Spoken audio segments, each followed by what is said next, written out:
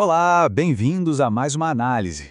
Hoje, a gente vai mergulhar fundo no que é descrito como o terceiro grande propósito para as nossas vidas, a ideia de que fomos criados para nos tornarmos semelhantes a Cristo.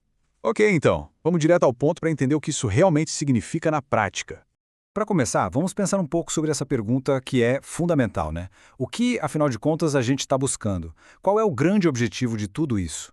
É uma daquelas perguntas que muita gente se faz, e os materiais que a gente analisou oferecem uma resposta bem específica, bem direta. E aqui está a resposta central. Segundo essa passagem, o plano de Deus desde o início não era um mistério, não. Era bem claro, moldar a nossa vida com base na vida de Jesus. A ideia é que em Cristo a gente consegue ver o projeto original para a humanidade, sabe? Aquela imagem que foi distorcida e que agora pode ser restaurada. Tá, então se o objetivo é ser como Cristo, o que isso quer dizer exatamente? Vamos para a nossa primeira sessão para esclarecer isso. O foco principal aqui é a transformação do nosso caráter, e não de outras coisas que muitas vezes a gente acaba priorizando. Agora, o que é bem interessante aqui é como essa comparação corrige alguns enganos bem comuns. Essa transformação não tem como alvo o nosso conforto ou sucesso na carreira, mas sim o nosso caráter. Aparentemente, Deus estaria mais interessado em quem a gente está se tornando do que no que a gente está fazendo. É um chamado para ser piedoso, para ter os valores de Deus, e não uma tentativa de se tornar um Deus querendo controlar tudo. E aqui está o ponto crucial. Muitas vezes a gente se pergunta, por que a vida é tão difícil? A perspectiva que o material apresenta é que as dificuldades não são um sinal de que algo deu errado. Pelo contrário, elas são o ambiente ideal que Deus usa para construir e fortalecer o nosso caráter para a eternidade. A vida aqui não é o paraíso e o foco está no nosso crescimento por dentro. Mas como é que essa mudança tão profunda acontece? Com certeza não é algo que a gente consiga só com força de vontade. Vamos dar uma olhada em qual é o verdadeiro motor por trás dessa transformação? O termo técnico para esse processo é santificação. Basicamente, é a obra do Espírito Santo produzindo um caráter parecido com o de Cristo na gente. Ou seja, não é um esforço humano para ser perfeito, mas sim uma obra divina acontecendo dentro de nós. Isso nos leva a uma distinção que é, fundamental. Não se trata de tentar imitar Jesus com as nossas próprias forças, como se a gente estivesse só copiando o modelo. A ideia aqui é permitir que Cristo viva através de nós. É uma mudança que vem de dentro para fora, pela habitação do Espírito Santo, e não por um esforço externo. Certo? Se é o Espírito Santo quem faz o trabalho, qual é o nosso papel nisso tudo? Será que é só sentar e esperar? De jeito nenhum. A nossa cooperação ativa é essencial.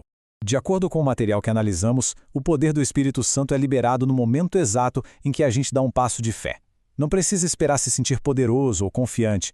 O ato de obedecer, de fazer a coisa certa, mesmo com medo ou com fraqueza, essa é a nossa parte. É assim que a gente coopera com o que Deus está fazendo. Essa citação famosa aponta para onde a nossa cooperação começa, na nossa mente. A verdadeira transformação é de dentro para fora. A palavra grega original para transformados é metamorfose, a mesmíssima palavra usada para descrever aquela mudança incrível da lagarta para a borboleta. As fontes detalham esse processo em 3 passos bem práticos. Primeiro, abandonar os velhos hábitos. Segundo, permitir que o Espírito renove os nossos pensamentos. E terceiro, adquirir ativamente novos hábitos, hábitos piedosos. Porque o nosso caráter, no fundo, é a soma dos nossos hábitos. Então, como é que Deus nos ajuda nesse processo de transformação ao longo da vida? Ele usa algumas ferramentas bem específicas para ir nos moldando. Este slide ilustra de forma brilhante as 3 ferramentas que são indispensáveis. A Bíblia nos dá a direção, a verdade. As pessoas, a nossa comunidade nos dão o suporte. E as circunstâncias, principalmente as mais difíceis, nos dão a chance de colocar tudo em prática. Todas as 3 são essenciais. E aqui tem um ponto que, não dá para ignorar. Crescer à semelhança de Cristo simplesmente não acontece no isolamento. A gente precisa de outras pessoas. Por quê? Porque a maturidade espiritual se resume a aprender a amar como Jesus amou. E não dá para praticar o amor de verdade sem relacionamentos. Para finalizar, é crucial entender que essa jornada não é um evento único que acontece de uma hora para outra. Não. É um processo que dura a vida inteira. E essa é uma perspectiva que liberta. Não é para a gente esperar a perfeição imediata. A transformação espiritual é um desenvolvimento gradual, aos poucos. Cada pessoa é uma obra em andamento. E esse processo de se tornar mais como Jesus vai continuar por toda a vida.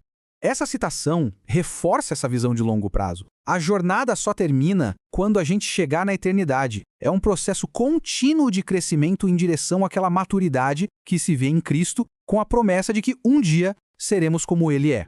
E para a gente encerrar essa análise, fica aqui essa pergunta para reflexão. Ela pega tudo que a gente discutiu e torna o tema pessoal. Vale a pena pensar.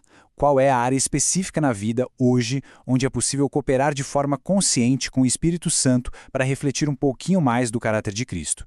Refletir sobre isso, quem sabe, pode ser o primeiro passo. Gostou do vídeo? Deixa seu like e comentário, compartilha com alguém que precisa assistir e ser abençoado.